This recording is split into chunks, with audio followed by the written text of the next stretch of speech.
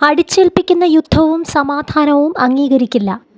Iran പരമോന്നത നേതാവ് ആയത്തുള്ള അലി ഖാംനെയി നിരുപാധികം കീഴടങ്ങണമെന്ന US പ്രസിഡന്റ് ഡൊണാൾഡ് ട്രംപിന്റെ ഭീഷണിക്ക് മറുപടിയുമായി ഇറാൻ പരമോന്നത നേതാവ് ആയത്തുള്ള അലി ഖാമനെയി ഇറാൻ കീഴടങ്ങില്ലെന്നും അമേരിക്കയുടെ സൈനിക ഇടപെടലുണ്ടായാൽ അതിന് വലിയ തിരിച്ചടി നൽകുമെന്നും ഖാമനെയി എക്സിൽ പറഞ്ഞു.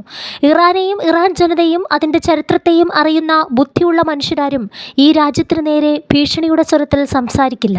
കാരണം ഇറാൻ എന്ന രാജ്യം ഒരിക്കലും കീഴടങ്ങില്ല. മാത്രമല്ല, ഏതെങ്കിലും തരത്തിൽ US-ന്റെ സൈനിക ഇടപെടലുണ്ടായാൽ അതിന് അപരിഹാര്യമായ തിരിച്ചടി ഉണ്ടാകുമെന്ന് അമേരിക്ക മനസ്സിലാക്കണം, ആയത്തുള്ള അലി ഖാമനെയി പറഞ്ഞു. US പ്രസിഡന്റ് അദ്ദേഹത്തിൻ്റെ യുക്തിരഹിതമായ വാചാടോപം കൊണ്ട് ഞങ്ങളെ ഭീഷണിപ്പെടുത്തിയിരിക്കുന്നു. ഇറാൻ ജനത അദ്ദേഹത്തിന് മുന്നിൽ കീഴടങ്ങണമെന്നാണ് ആവശ്യം. ഭീഷണികളെ ഭയക്കുന്നവരോട് വേണം അവർ ഭീഷണി മുഴക്കാൻ. ഇറാൻ ഇത്തരം ഭീഷണികളെ ഭയക്കുന്നവരല്ല. ഇറാൻ കീഴടങ്ങണമെന്നാവശ്യപ്പെട്ടത് ബുദ്ധിഹീനമായി പോയി. എന്തിനോടാണ് ഇറാൻ കീഴടങ്ങേണ്ടത്?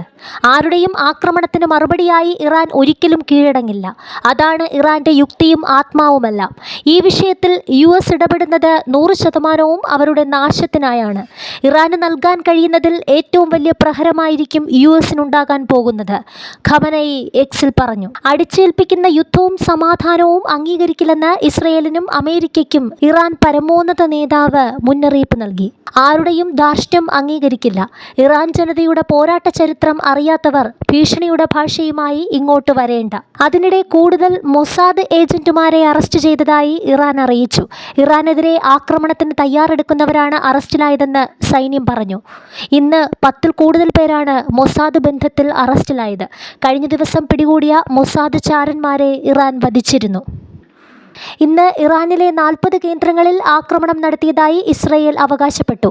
പടിഞ്ഞാറൻ ഇറാനിലെ സൈനിക കേന്ദ്രങ്ങൾ ലക്ഷ്യമിട്ടാണ് ആക്രമണം നടത്തിയതെന്ന് ഇസ്രയേൽ സൈന്യം എക്സിൽ പറഞ്ഞു.